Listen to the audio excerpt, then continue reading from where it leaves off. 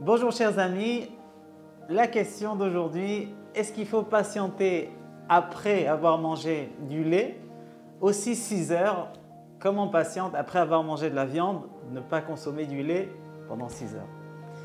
Eh bien la halakha dit non, il ne faut pas patienter, on peut consommer tout de suite de la viande après le lait. Par exemple, j'aime une glace au lait ou un café au lait et tout de suite après je veux manger un shawarma ou un steak, un repas de viande, on a le droit. Par contre, il faut faire attention.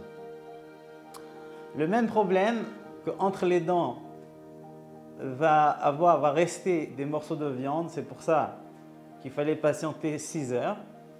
Et aussi, la deuxième raison, c'est le goût de la viande, le gras de la viande qui reste dans la bouche. La même chose peut exister à l'inverse. Quand on va consommer par exemple une pizza, il va avoir le gras du fromage qui reste entre les dents.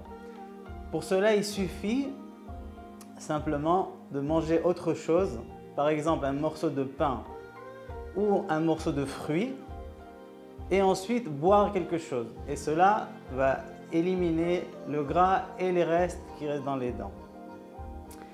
Aussi, il faut faire attention de bien se rincer les mains si on a touché la pizza, le fromage, pour ne pas toucher la viande ensuite et consommer bassar et khalav ensemble. Quelqu'un qui a des trous dans les dents, il faut bien se nettoyer les dents avec un cure-dent pour ne pas consommer, encore une fois, bassar et khalav en même temps.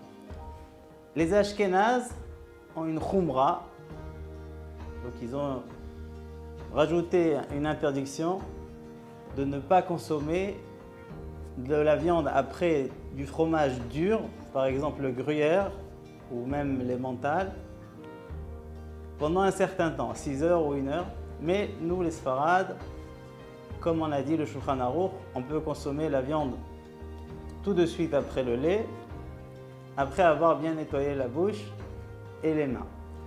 Surtout les enfants et les dames faibles qui ont besoin de manger de la viande, même pour les Ashkénazes, c'est autorisé. Kol tov.